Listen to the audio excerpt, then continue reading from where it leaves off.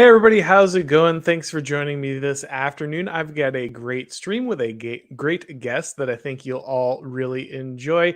She is a podcaster and a writer, Alex Kaschuta. Thank you for joining me. Welcome for having me on.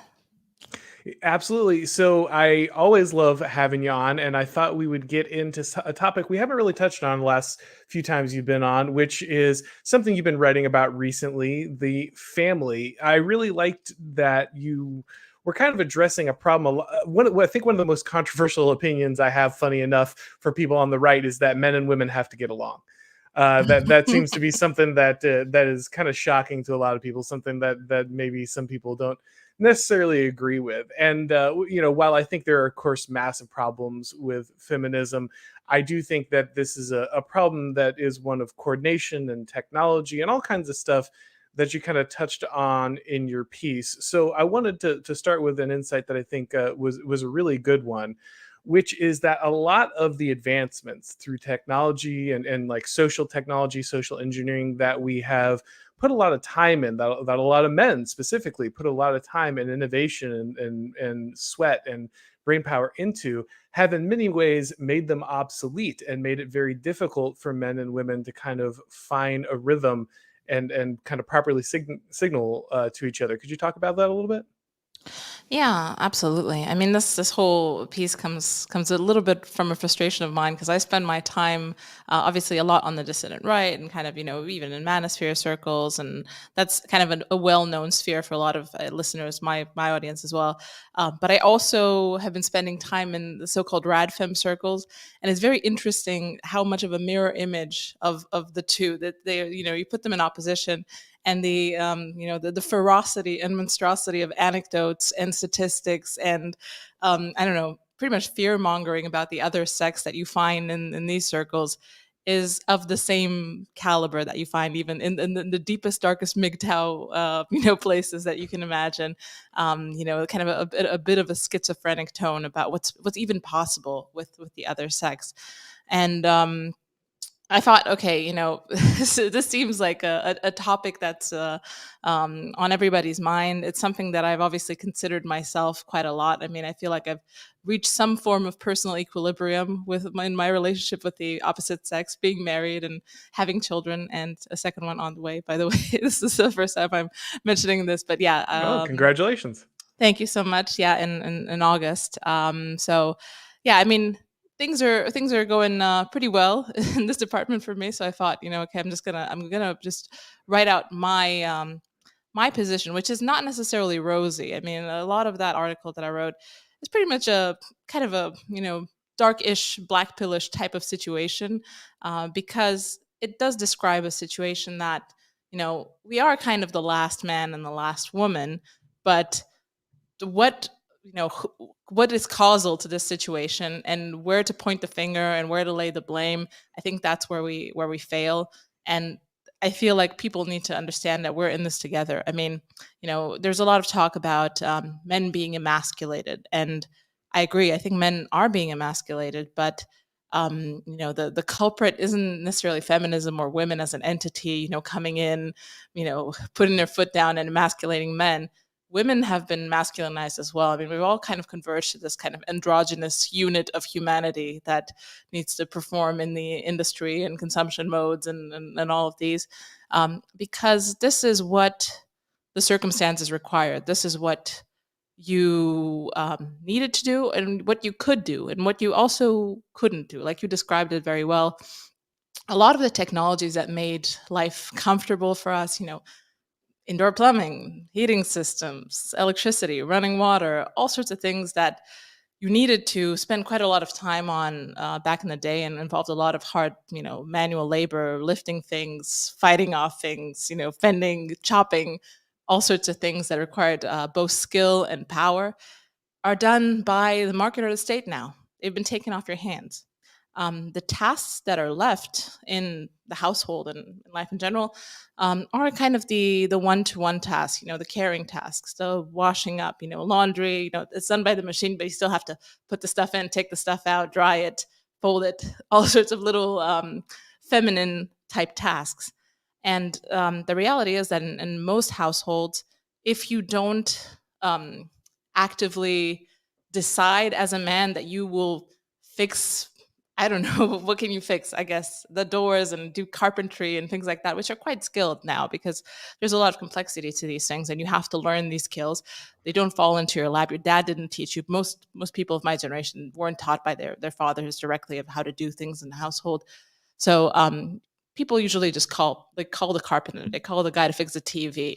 You know, the cars. The cars are made out of, I don't know, IT modules now. They're essentially, you know, are impossible to fix by someone who's not, I don't know, very highly skilled mechanic. So I think we've kind of gotten into a little bit of a corner with technology and with the abundance that essentially, you know, you mentioned that men have created. The men of ages past, not, you know, directly the men of now, but they're maintaining it. So you know, we're in this point, and women as well. I mean, women kind of have been left with the caring tasks of day to day, but at the same time, they've also, for reasons, you know, you could say, okay, it's partly feminism. Why are women in the workforce? I mean, women in the workforce are also because of, you know, historical reasons. I mean, wars, the possibility, even just the possibility of not having to, you know, fight for survival is a very easy thing to not only bring about the soft conditions of history where you can actually think about, oh, what should we be doing, what should the relationship between the sexes be, but also just, you know, to give people options. I mean, if you want to do this, you can do this, because you're not under the like iron rule of nature, you're not under the insane schedule of agriculture. You know, all of these pressures fell away, and we could get, I don't know, creative in a way with what we want to do, what we should do. And that's just, you know, it was fairly an organic process. So, I mean, essentially what I was reacting to with this article was this like growing sense of animosity, growing sense of feeling that, okay, we can't get together, you know, why should we even try? And the reality that I know, you know, I was someone who was in a position where I was very disenchanted with the whole idea of marriage. I mean, you know, raised by boomers in a very, you know, conflict laden household, and I just didn't understand why anyone would go through this, why put your children through this, you know. And I kind of had to have almost like a rediscovery of what it could mean and how good it could be, but it took me a while. And I just don't want people to lock themselves out of this opportunity because they just load themselves with whatever, you know, divorce rate statistics, or I don't know, you know, the idea that you know, if you get married, you're, I don't know, you're stuck in the longhouse and going to be emasculated until the day you die. So I don't know, it's just it just felt like there was a lot of unnecessary blackpilling on the timeline. So I thought, you know, maybe I'll just put my thoughts out there. Yeah, it's something that I understand is very difficult for a lot of people. Of course, many people in my generation are in exactly the position you're talking about. I'm in now, I guess, what is the minority in that I came from a kind of a very Cleaver-esque household. You know, my parents had a great relationship. They were very, you know, caring to us. It was always something that I wanted. You know, it's always something that seemed very positive to me. When people looked around and said, "This can't work anymore. It doesn't work anymore," I just never understood what they meant because I had kind of experienced it firsthand. So I knew what it was supposed to look like. But at the same time, looking at the world around me, I can certainly understand why so many people didn't know what it was supposed to look like, how they can't even imagine someone like that even operating in the modern world. And I think it's really important. You know, Mary Harrington also makes this point that feminism is an outgrowth of that technology, right? It's a luxury item stacked on top of many other technological and social advances. It's really the fact that you can even have the conversation about male and female roles is itself a very decadent thing, right? It shows that your civilization has reached a point of security and safety where it can just generate its own problems and eat itself from the inside, because you no longer are falling into, like you said, those very clearly defined roles that no one needed to figure out or explore, that came with just biological realities. In a situation where you're fighting for your survival, women don't kind of have the health care that allows them to decide, you know, all kinds of things, and you know, to enter the workforce, and this is just not an option. Someone had to make sure that the species continued, and someone had to make sure that no one killed you in the process, and so you didn't really have to figure all of this out. But now, way more negotiation. And whenever we have negotiation, we end up having a lot more disarray and confusion, I think.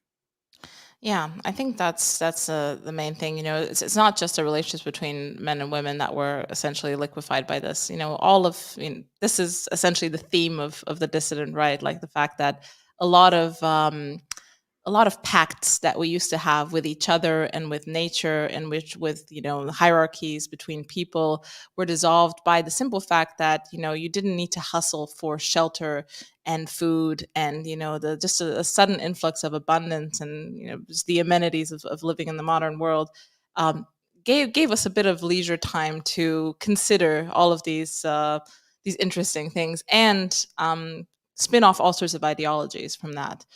Because the idea that men and women have equivalent strength. I mean, just imagine in historical times, just positing that would just get you thrown into the loony bin or whatever local dungeon, what have you, because it was clearly insane.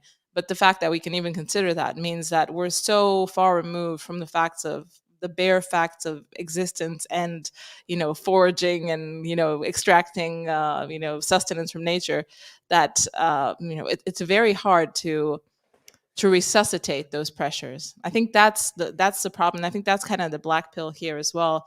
And you mentioned negotiations. I mean, negotiations is what we have, because we're in a different place. And I know people fantasize about, I don't know, a reintroduction of the patriarchy in some form of another. I mean, the patriarchy was a social technology that worked perfectly for certain conditions, certain pressures, a certain you need a certain type, you need protection, you need the exertion of force. All of that stuff worked within that set of pressures. Those pressures are off now. They might return. I'm not saying that's another layer of black pill. They might return quite soon, or maybe in 1,000 years. Who knows? But they probably will return with a cycle of, and then things will even themselves out quite quickly. But for now, with the parameters that we have, we are in a point of negotiation. And I can also understand if people really, MGTOW level people who really are on the fringes at the end of their tether, the most disillusioned radfems and the most upset MGTOWs, that they want to completely opt out.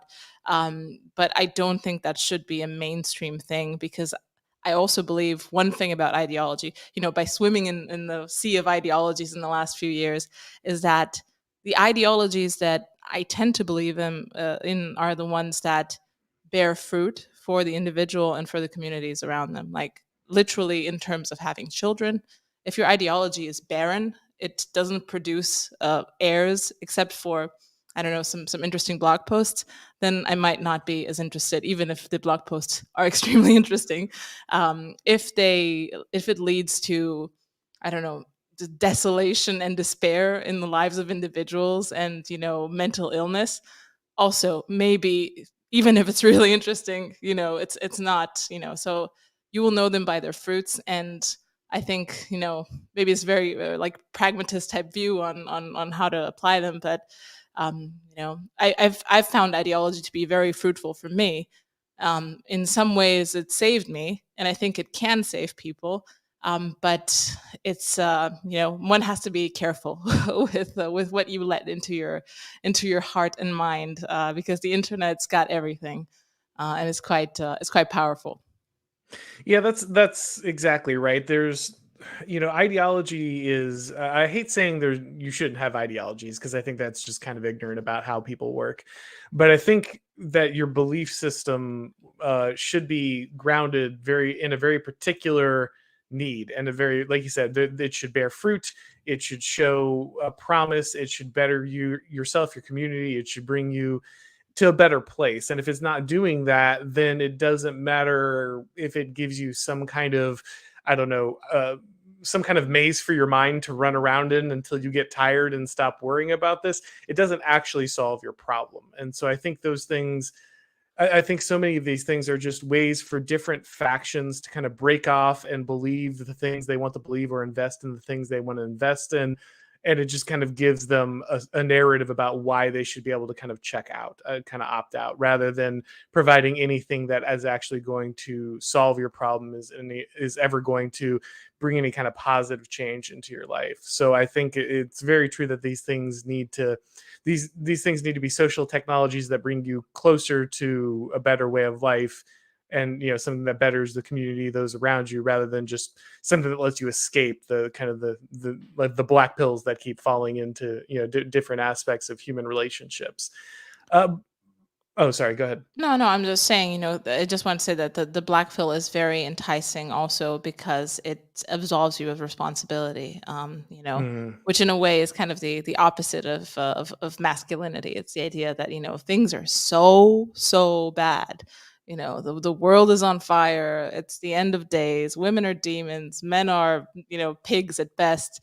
And it's time to, throw in the towel and just sit on the sidelines and do a live stream vivisection of all the ills of the world. And what's the responsibility on you? Well, can't really do anything. Have you seen these people? So yeah, I think that's it's appealing. And I feel like there not only this, but there are a lot of incentives baked into just the framing of the internet and how social media works, because we're talking about ideology online. This is not people picking up a book at the library and falling into some deep crevice. There are specific incentives built into how leaders of ideologies organize people, how they consolidate their positions online, how they try to cleave off other people, how like Gio Penichetti described this as like the shark womb of the dissident right, where you have to have someone who's extremely aggressive and culling people and builds kind of a fearsome reputation from that. So there are all sorts of little mechanisms built into this. So it's yeah, there are things here that are not just a pure ideology. It's not just about this is our 10-point manifesto and the people who like it are ours and the people who don't aren't. There's all sorts of layers on it, and it's not necessarily good for the ideology itself. Is just the way the internet works, and it works the same if you're in a, I don't know, pro anorexia community, or you're into mommy bloggers who really like sleep training, and they all kind of have these dynamics of building cloud, sustaining cloud, consolidating groups, cleaving off dissenters, all sorts of this type of stuff. So I think these things just became apparent to me by being in these communities in these years, and I feel like this is a really interesting area of study, just to see, okay, there is a certain life cycle to these things, independent of the truth claims of the ideologies themselves. Yeah, and I mean, this is interesting to me, and I don't know, I just feel like a baby anthropologist of case study of one, just looking at what's kind of happened through my life cycle in these groups and seeing kind of what people are doing and how it's working for them. Do you find that kind of exhausting though? I don't know. It's one of those things. Like, I know it's happening. I'm aware that it's happening. I know that technically I'm in the sphere, and so I'm part of it in some way. But I don't think about it a lot. And then I like see someone and they just clearly walked by and kicked someone's sandcastle because it's time for them to stir the pot, or it's to defend their ground, or here's a new target I can leech cred off of or something. And I'm just like, why? Like, I don't know. I understand why. It's not that I don't understand why, but I don't know. I just I find it so boring. I know it's good TV.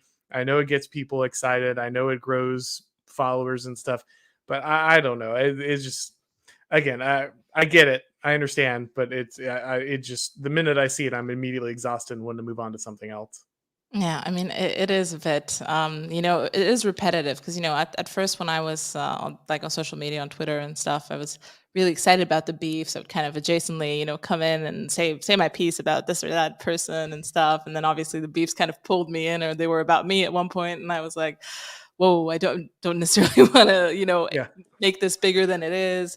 And now I see them, sometimes I admit I lurk and I look at the beefs, but the idea of starting something like that myself is just, it's, I mean, who has the bandwidth? Because it pulls you into this like fight or flight thing when you're really in the middle of something like that, because you know that thousands of people are watching their they're waiting for you to say a really cool, smart thing to destroy whoever is trying to, you know, usually of, narcissism is small differences type stuff. We all believe in the 10-point plan, but they have an addendum to point 9, and then I say no, no, no, that should be under point 7, and then all hell breaks loose because this is the most important thing ever. So yeah, I mean, this is, an interesting thing, but it is important because um these circles are relatively influential. I mean, how influential, I think time will tell. I think it seems like some important people are listening. How much that trickles into what they're actually going to do, I don't know. But yeah, I mean, in terms of cultural clout for the size of the group, yeah, I mean, definitely a very hefty type of endeavor. I understand why people take it seriously and go to the mat for whatever sub point of their manifesto they want to argue about today. Yeah, it is weird how influential it can be. But here we are. So I want to get into some more stuff. I want to talk about, okay, so if this is a problem of technology, if it's something now that we have to navigate, what's the best way to navigate it? How do we meet people? How do we look at forming relationships? What's the kind of stuff to look at? But before we do that, guys, we do need to go ahead and hear from our sponsor real quick. So let me go ahead and tell you a little bit about Pure Health here. So I know a lot of you guys are taking care of yourselves, you're working out, you're watching what you eat, and that's really important, of course, because you got to start taking care of things like your liver. Why? Because the latest data from the American Heart Association is showing that adults with a fatty liver are 3.5 times more likely to have heart failure than those that don't. The American Liver Foundation says that 100 million Americans have fatty liver, which means there's a lot of people at risk. And look, there's so many things that are affecting your liver right now. You got things like cholesterol, alcohol, toxins. If you're leaning on things like Tylenol or statins, those can all damage your liver. And that's why so many people have a sluggish, fatty liver that makes them gain weight and lose energy. So if you're already working out and you're already eating well, then there are other things you can do to help out. You can take supplements like Liver Health Formula. Liver Health Formula is an all natural supplement that contains 12 clinically proven botanicals that help recharge and protect your liver, manufactured right here in the United States and approved by American doctors. So if you're looking to something to help you, burn some fat, you're hoping to boost your energy, and you're just trying to raise your health in general, especially your liver, try Liver Health Formula and receive 5 free gifts when you order today. First, you'll receive a free bottle of blood sugar formula, which helps reduce sugar cravings. And you also get 4 free ebooks to help support every aspect of your health. Try Liver Health Formula by going to getliverhealthformula.com/Auron to go ahead and claim your 5 free bonus gifts. That's getliverhelp.com/Auron. All right, guys. So going back to the issue of meeting people, I think this is probably the biggest thing for so many right now is, you have remote work or you have a remote school after all the COVID stuff. You don't have places like church. You don't have these kind of normal meeting houses where people would run into each other in the culture and find somebody who's got similar values, similar tastes, compatible.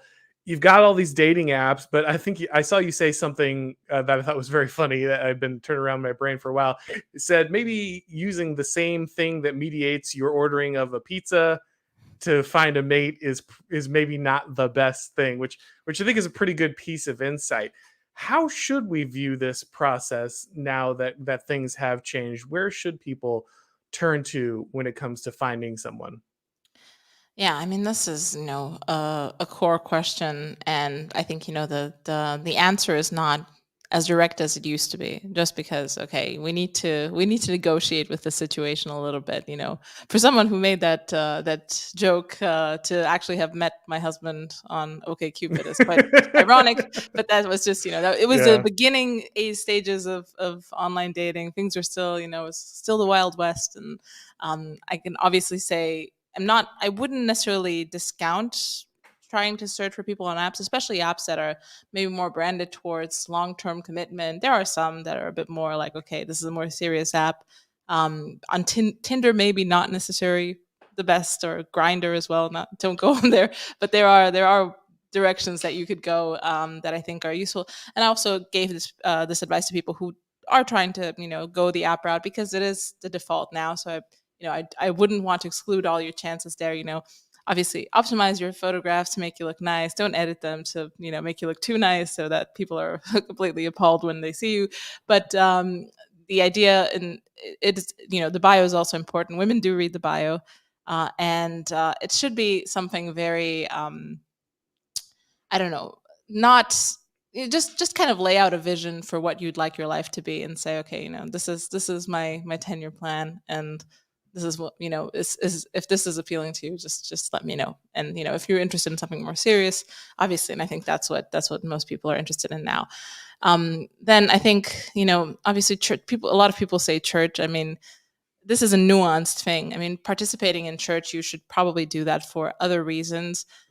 There's also the problem that if you just show up at the church and try to, pick up women at the church, Be the that church guy. elders, Yeah. yeah, and other people at the church might be a little bit like put off by you, and maybe the girls as well. So, I don't know, into trying as best as you can to integrate in the community, honestly, and with openness to the community itself, not just what you can gain from it in terms of whatever networking or relationships. I mean, that's a good in itself, and it can have collateral benefits. And there are all sorts of groups where people still meet in person. I mean, I remember when I was in the UK, I used to go to all sorts of meetups.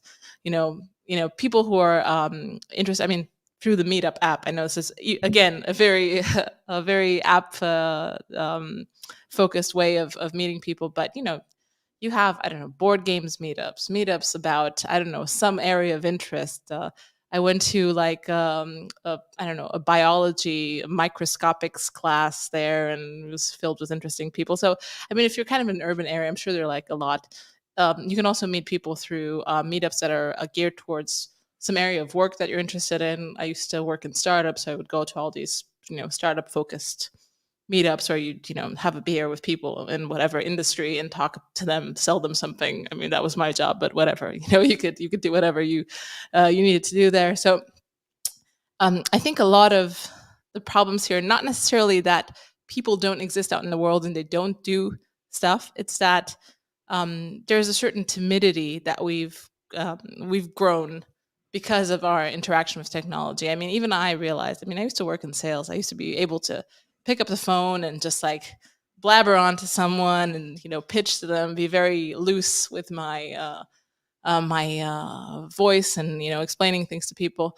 And now, after COVID, and just being in the internet for a few years, I feel like a lot of those skills are fading. And I'm naturally an extrovert, so I can imagine that people who are already kind of on the introvert side are losing these skills at an even faster rate, or never building them, never giving themselves a chance to do that. And I would urge people to have maybe just a smidgen more courage in how they interact, because a lot of times the people at the party, hanging around there, they just want someone to come up to them and talk to them. Everyone's waiting for the other person to make the first move. um, and it is important, obviously, to do this tactfully with social skills. There are ways to do this. The internet is full of charm school type content. It's important to not be super creepy at first interaction, and to kind of know how to comport yourself with other people. But that also comes with practice. So I guess just maybe 5% more um, courage to make the first move could pay a lot of dividends, because a lot of people just don't have that 5% in them. And if you are the person who does, it might have good returns. I mean, like I said, there's no silver bullet on this. I don't think there's like a guys, I know the place. There's a basement down on X Street, and there's all the trad wives are there. That doesn't happen anymore. You kind of have to become a bit more resourceful, and find your trad wife where you can, I guess. Yeah, it's a complicated kind of mixture of issues there, because in one sense you're exactly right that so many people now are sitting on the emotional couch. You're if you sit on the couch all day, you're going to get fat, you're going to get out of shape, you're not going to be able to do important things. And if you're sitting home alone working, or you don't have some kind of thing that forces you to go out and regularly interact with people, you're either not going to build, or you're slowly going to atrophy those skills. And there's really just no substitute for reps in anything, and it's particularly true when it comes to socialization. I was not a particular, I shocked everyone here, but I was not a particularly smooth operator when I was younger. I was not a particularly emotionally adept guy. But over time, you put yourself in enough social situations, you take some lumps, you're willing to get hurt, because you will, and you kind of figure things out. And there are still, I'm in a weird place, because I met my late wife in church, and then when came back out, and there were, or at that time there was no, there's no online dating apps, there's none of that stuff. There's no meeting people online. You had to do it IRL. And then when I was ready to date again, and found my current wife also at church through friends there. So luckily I got to skip all of the the electronic dating stuff, even though it was now like a more or less a prerequisite. So luckily I kind of got to bypass that in either situation. But it really does, you have to put yourself in those situations. You have to be willing to just constantly go out. The difference between you and the other guy is you're the one making the effort to constantly be in those scenarios. But there is also this, really, to be fair to guys out there, a very difficult situation in that there's very hostile when it comes to approaches. Yes, most women do want you to make the move. They want you to have the confidence. They want you to initiate the conversation. Again, like you said, in a non-creepy, and understanding the social signals type of way. But the problem is, then you also have, just really predatory behavior. Everyone saw the TikTok with the girl, trying to trap guys at the gym. There's all of a sudden this explosion of women. Oh, guys have eyeballs in a gym. I can't believe they're looking in my general direction at any point. It's like, actually, that's kind of necessity for human beings to continue to exist. That they'll look at each other, that men will look at women and women will look at men. So you don't actually want to just punish that behavior at all times. And so there is this set of kind of punishing signals sent to men. Don't ever put yourself in the scenario, because you could suddenly end up internet famous and lose your job because you just tried to talk to some girl at the gym. You have to get much better, unfortunately, reading a room. That's not fair to guys. That's not fair to have that expectation of, you have to make the move, and you have to be able to figure out if this woman's going to suddenly like blast you on social media. But also, there just isn't another option at the moment. Not particularly helpful, but the only answer to that is, you got to figure it out. Yeah, and this is also kind of a hard to stomach idea for anyone. But if you're on the right, the concept of fairness is already a little bit suspect. I mean, men and Yeah. if we accept that men and women are different, and if we consider that the proportion of men who historically haven't had a chance to propagate their seed, even without feminism, even under the strictest and most iron patriarchy, you'll see. I mean, life is not fair. There's a tragic component in life that we've been conditioned to not accept, because a lot of things. If your pizza's cold, you send it back. If the water's not running, you call the guy who makes it run. A lot of things are solvable, but the inherent issues of the difference between men and women are not. And obviously, people say, oh, women have it very easy. There are certain things. Spend some time in radfem Twitter, and you'll see. At least they complain about a lot of similar issues of unfairness and inequality, and being targeted by disproportionate amounts of violence and all sorts of things. And it's there is a certain tragic component to life, and not everyone will get it to the same degree as others. And I mean, I've been interested in kind of like internet ideologies recently, and I've been doing a lot of reading on antinatalism. Essentially, antinatalism is the fringe most position of this lack of acceptance of the tragic dimension of life. Or it's seeing the tragic dimension of life and saying no to life. And being so appalled by the fact of the unfairness, of the cruelty, of the pain of life, and the fact that, it is a struggle. There is pain inherent in life. Um, that you just want to annihilate all of existence. Adam Lanza was, very much tied into this ideology, kind of the philosophical end of it, and he said no to life in a very, very clear and painful and direct way, and he took a lot of people with him. So, um, you know, there is a cost to this. There's a cost to life. Before we started recording, I remember just I ran into the quote by Kierkegaard about, if you'll marry, you'll regret it. If you kill yourself, you'll regret it. If you don't kill yourself, you'll regret it. This is the essence of philosophy. I feel like, this is the essence of life. There's a lot of trade offs. There's a lot of pain and a lot of fighting through things that seem very lonely at times. It seems that you're the only person, or that you're in an excluded minority, and that you are having the hardest time of all. But just remember that this is baked into the pie for everyone. Maybe some people have better seasons. Maybe they have an easier time on things you find difficult. But everyone's carrying their own burden, and yeah, I mean, I don't know if this is any consolation to anyone, but things are not supposed to be easy. Anything that's worth getting is complicated and hard. Even if it seems easy for some, especially with social media. Social media is a hall of mirrors, people. It's not what it seems. People show themselves in their best light, and it's not something you should compare yourself to. Anyway, until I fall into more like Vogue type platitudes and stuff like that, to stop me, and we can move on to something more productive. No, I think it's really true though. I mean, people, again, as you have this, this abstraction, right? This, you're so completely removed from reality. You so rarely get to have genuine interactions, especially unfortunately for many people with the opposite sex, that it's really easy to forget. We all tell ourselves, "Oh, I know that online's not real. I know that the internet's not real. I understand that it's all blah blah blah blah." But that's not how they live their lives, right? That's not how they actually act. That's how they adjust their expectations. Whether we like it or not, we are constantly shaped by the things we consume. We can tell ourselves that we don't believe TV. We don't tell ourselves that we don't really absorb what we're seeing online, or what people are telling us online. But at the end of the day, we do, because we're human, and that's just how humans work.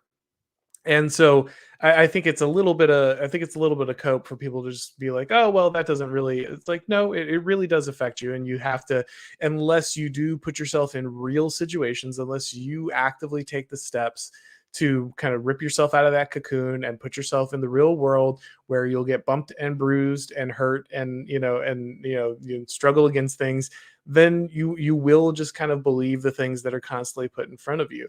It's one of the things I love about Spangler. Yeah, the famous quote. Optimism is cowardice. It's like, look, but I mean, again, people hate this, but it's so true. Like, life is hard. Congratulations, you too have learned this, right? Like, and it's not to discount the things you're going through. Your life may legitimately be difficult, but the answer is not to just sit there and, like you said, dig in either on the radfem side or on the MGTOW side and say, well, it's all just the opposite side. It's like, yes, absolutely, there are things. Again, there are serious problems, serious institutional problems, serious problems of approach. There are things that both men and women are told that are absolute lies, that they completely internalize, and it makes things absolutely toxic.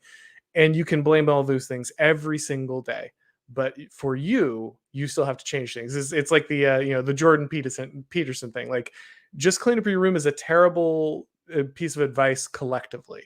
It doesn't solve problems. It doesn't lead your society to collectively solving issues and navigating issues. But it's really good advice personally, because it's the thing you can most directly do to change what's going on in your life. And so it's not a great thing to just blurt out at anyone going through something difficult.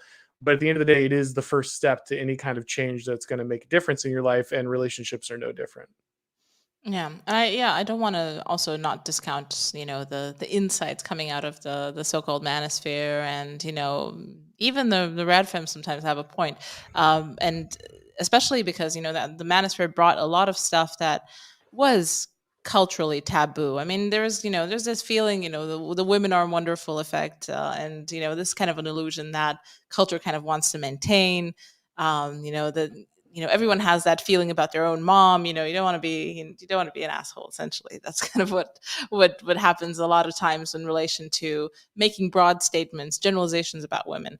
The fact that the manosphere made generalizations about women, and they were correct a lot of times, does give them some power and some leverage. And I feel like some cultural cachet that's well deserved. But at the same time, like I said, there are intrinsic mechanisms in how information is propagated online, how things get viral, how people find out about them, how you become a personality online, that are not necessarily good for finding out the truth, for crystallizing what is actually there, but for hardening factions around certain, coordinating ideas, which in real life is good. It makes a nation, it makes a tribe, it makes a family, it makes a religion.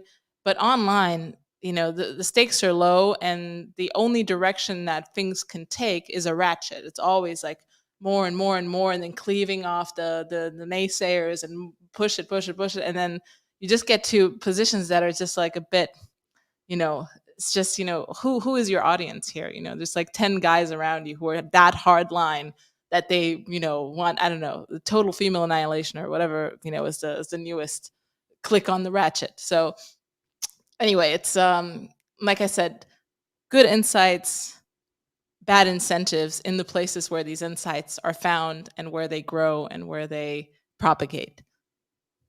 So speaking of good insights, I don't know if you caught some of the current drama, but Lomez had an article in First Things. I don't know if you saw that on the Longhouse.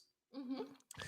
And I wanted to kind of get your opinion on this because first it's very funny. There was the very adverse reaction to a segment of the new from a segment of the new right, kind of the post liberal order crowd, to Lomez's article. They refer to it as Nietzschean, which I thought was kind of interesting because it didn't seem very Nietzschean to me. I'm not an expert on Nietzsche, but it didn't seem like that at all.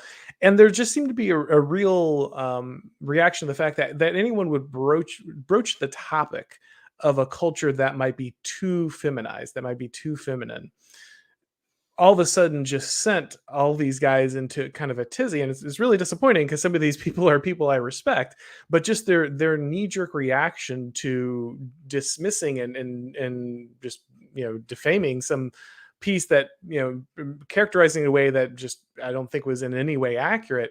What do you think about this reaction of people who are kind of supposed to be leading some section of the right, but just immediately recoil at the suggestion that like men might need spaces where they can kind of have male leadership and have the ability to exercise kind of their natural proclivities as men? Yeah, I think in that case, it did seem a little bit like a guilt by association type situation, because I think everyone knows that the longhouse meme comes from Bronze Age mindsets, associated Bronze Age pervert. Maybe some pre-existing negative associations with the larger Bronze Age pervert phenomenon is what they were reacting to, and the fact, I think maybe it was jarring for a lot of people because First Things is, I mean, as far as I know, it's a Christian magazine. It's got Yeah, it's a um, Catholic magazine, I yeah, believe. Yeah. Catholic magazine. Obviously, the integralists would probably bristle at the fact that some anonymous person who's maybe interesting, but they probably follow him, but he's from a different section. There's a cordon sanitaire around this section, and that they're now being pulled into the mainstream of Catholicism, integralism, whatever, and that they're given a platform there in this sacred center of a place where where they usually publish, and I think there is obviously a tension between, I don't think necessarily what Lomas wrote in that particular article, though, obviously the longhouse is Bab's meme, but between, pagan vitalism, I mean, I don't know exactly how pagan it is, but, vitalism, Nietzschean vitalism, and the Christian part of the post-liberal right. I mean, this is pre-existing tension. It's been there since the beginning. Now battles are being fought a little bit more. And I think this is just one of the kind of the spin-off battles. Okay, this is our turf. Why is the Catholic magazine publishing this? Associate of the pagan vitalists, has nothing to do with Catholicism. And I mean, as far as I understand, BAP does reject Christianity as any sort of he's not anti-Christian. He accepts Christians. He respects Christianity in some ways, but as a political solution, which most of these Catholic associated people would think, okay, Christianity comes first. He rejects that completely, and he believes that that's going to open the doors to third world universalist mayhem and fair criticism. I mean, you could be Christian and also accept that that is probably what's going to happen. And it's kind of like the fact with integralism. I mean, you can be Catholic and be kind of interested in the idea of integralism. When you contrast that with the actual composition of the church, and especially with things that came out recently, I don't know exactly what the book was called, but there's kind of a tell-all type situation about the Mhm. lavender mafia. I mean, no offense, but they're pretty much all homosexuals, especially in the higher echelons, and what that trickles down into, and how abuse was covered up, and all sorts of just absolutely vile things, and the idea that we're just going to organize our state around this cabal of degenerates. Yeah, I don't know. I don't necessarily think that's a great what's it called, shelling point for Yeah. civilization. So yeah, I mean, I think that's kind of what happened there. To be honest, I kind of read the article diagonally, but I understand. I feel like I understand the meme, and I feel like I think it was a really good descriptor of a word that is commonly used, and it's out there, and people are using it, and people want to understand what it is, and I think it's a useful concept as well. I mean, do I agree? I think the problem when you have something like that, the longhouse, matriarchal societies, gynocentrism, it tends to like any meme, it tends to, when at the top where it's sophisticated and people understand it, it's okay, but it trickles down to the midwits and people who kind of tangentially understand it, and essentially they think that women rule the world, and they're both hyper agentic people who just from the pull the strings from in the background of society, but also completely incompetent, and barely know how to put their pants on in the morning, and you kind of have to hold that strange contrast in your mind. But yeah, I think very useful meme. It's kind of like no enemies to the right. It's really nice and sophisticated at the top. When it trickles down to the grunt of the movement, it can get all sorts of strange. So yeah, I mean, that's kind of my 2 cents on this. Yeah, it's I don't know. It's weird because you're right. Like there are very, you see this with like the friend enemy distinction all the time. It's a pretty relatively deep piece of thought that suddenly just comes to like my team good, their team bad, which isn't wrong, but it's the there's a lot more to it, and when these things trickle down, people do get confused about them, or they do just become blunt instruments. But I don't you can't avoid that, right? Like that's how it works. So I think like that's a part of the discourse. I think that's a part of the memes. They're always going to do this. And so pointing to one meme or another and saying this happened to it, of course it did. Like that's just how it works. And I think you're right that there was a big like home court problem there of like how dare they just besmirch my very very highbrow magazine with some anonymous NRX poster guy, but it's also like, sorry guys, like this is gonna happen.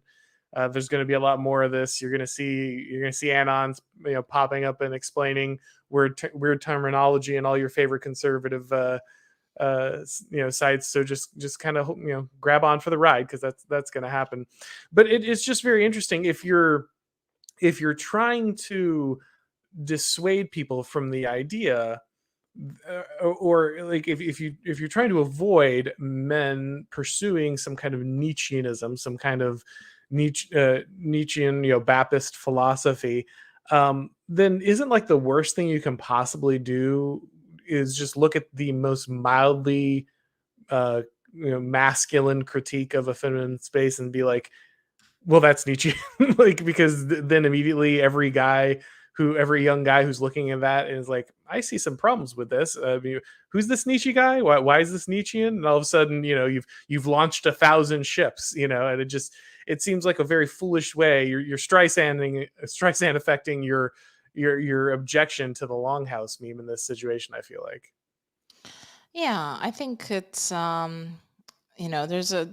there's also kind of a lot of there are a lot of followers around BAP who Streisand everything that comes out from from Yeah, anyone who has any sort of fair enough. criticism around him, and I think it's good. That's kind of the following you want to have, and that's good on him for building that type of loyalty.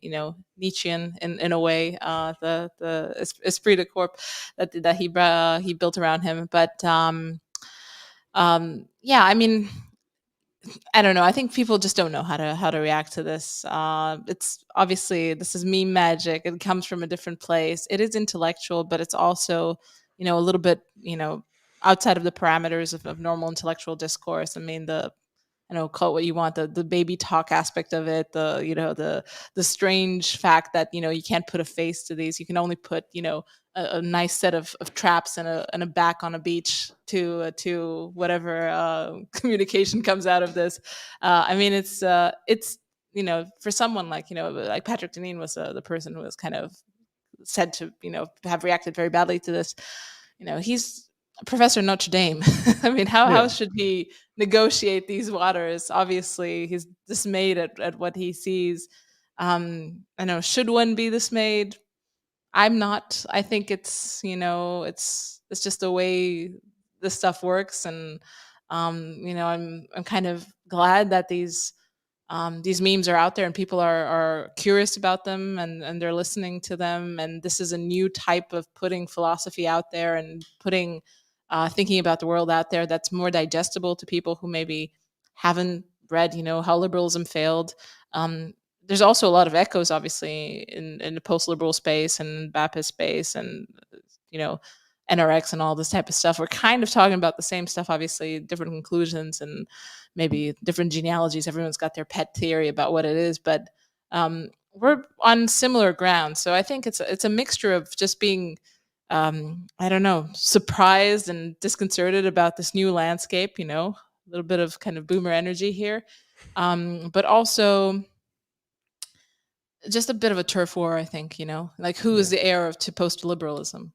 Obviously the Catholic integralists want it to be them. I don't know. NRX wants their CEO Red Caesar type. The different factions want different outcomes, and I guess this is the time where there's enough clout in the space for us to be fighting it out. Maybe that's why also all these beefs are intensifying, and the hit pieces and this and that, and it's interesting and fascinating, but it's also a little bit tiresome to just see this like churning infighting about the dumbest stuff. Yeah. But yeah, Yeah. I mean, it is what it is. Well, I wanted to get to one more thing but we went down a bunch of rabbit holes, so we'll kind of pull it back to the male female relationships here real quick. But guys, if you have any questions for myself or Alex, go ahead and drop them. We'll get to those here before we go. This will probably be kind of our last topic here. But one of the big things, getting back to your original piece that you talked about, was dependence, right? And we talked about kind of that the technology and the welfare state, the social engineering freed people of that dependence. And when you don't have to fall into those roles naturally, everything gets confused, everything gets mixed up. Is there a way to return to dependence, or is there another framework with which men and women can negotiate and have successful relationships and marriages kind of in the modern mindset? Or is the plethora of ways in which one can avoid dependence just too tempting, and there's no way kind of to go back, to put this back into Pandora's box now that we have all these things? Do you just have to kind of wait for the welfare state to collapse before men and women can once again depend on each other and form kind of more natural bonds? Yeah, I think before the welfare state collapses, because it might be a little bit of time, and just putting that aside, because that's a legitimate option. Yeah, I yeah. won't discount it. Black pilled There is a enough there to is a consider math it. thing involved there. Yeah. So it might be coming. I think this you put it very well. The idea, there's just kind of there's something haunting about the cultural idea of independence. I mean, the fact that it's been shoved down our throats by every sort of, media. I mean, maybe less so for men because men kind of are independent, but for women, it's the theme of every sort of show. Just the living alone, having your job, doing this and that. There's that force, and then on the other hand, it's just the reality that um, you know women really did have to be tied into structures provided by their father, structures provided by their husband, protection by their brothers, and now they don't. And I mean, this is obviously part of the state, because people say, oh, the nanny state just married the women, but it's also their jobs. I mean, some jobs suck, and I know this is a big meme, the women, working girl bosses and crying their nights into whatever ramen noodle soup they make for themselves alone at night, and whatever, sleeping with their cats and stuff. It's true, and I think a lot of people are waking up to the fact that being completely independent is a barren and psychologically exhausting existence. But at the same time, it really is the case that a lot of women end up preferring that. They convince themselves, through cultural forces and all that. Then so those women have opted out. Essentially femcells, MGTOW type situations. But I feel like the vast majority of people um, are starting to have a few understandings about dependence. Maybe not necessarily explicitly. They couldn't write an essay about what they're feeling, but they seem to understand that, okay, you can't go on like this. And I feel like that's a good chance for programs like yours or mine to start filling in the gaps. Okay, what exactly is happening here? We feel terrible. What is this? Why? I did everything that was asked of me, and still here I am. Battling whatever anxiety, depression type stuff. And I feel like a good narrative can serve a serious purpose here. I mean, it did, like I said, it did for me. Call it a narrative, call it ideology. It really served me well to realize, okay, this my existence is, it's either I figure out a way to get out of this, or I'm probably not going to be alive in the next 5 years. We'll just have to sort this out some way. So yeah, I mean, I do think there is space for kind of a spiritual awakening in that sense. And the problem is that we have to choose dependence now, and we have to choose it, like I said, with the backdrop that life is tragic, because there's something haunting about the possibility of independence. Is it's the swiping on the apps, it's the idea that maybe someone else is out there. It's the problem that it's hard, and people don't expect things to be hard anymore, like marriage or essentially anything. It's hard to get past the hard part. um, but I feel like this is, there's power in a narrative that teaches people that, okay, this is the way life is, and beyond this there is an abyss, and you either put up and build and I don't know, put brick after brick on the life you want to have, even if it's hard, even if it's raining on the day, um, or you essentially confront the abyss. And there are many ways to confront the abyss. You can do that through hedonism. You can do that through just, like, I don't know, falling into unsavory ideologies. There are all sorts of ways to do it. But you know, dependence is chosen. Unfortunately, there's no other way to have dependence now. I mean, sure, in the third world or whatever, but here in the West, even in Eastern Europe, dependence is chosen. And I feel like it's a good choice if you have the opportunity to make it. And you should, get yourself in the situation to have that opportunity, even if that itself is hard. So, I mean, yeah, and more people want dependence. More and more people I know, because they they talk to me. I get lots of messages from women and men, and they're like, "Okay, I've changed my life around. I was on a bad path. It involved a lot of sacrifice. It's gonna involve a lot of sacrifice, but it's worth it." So, yeah, I mean, I don't know. This is also like a Jocko Willing thing, but like, enjoy the suck or something like that. It is part of it, and yeah, I mean, make your peace with the fact that this is it.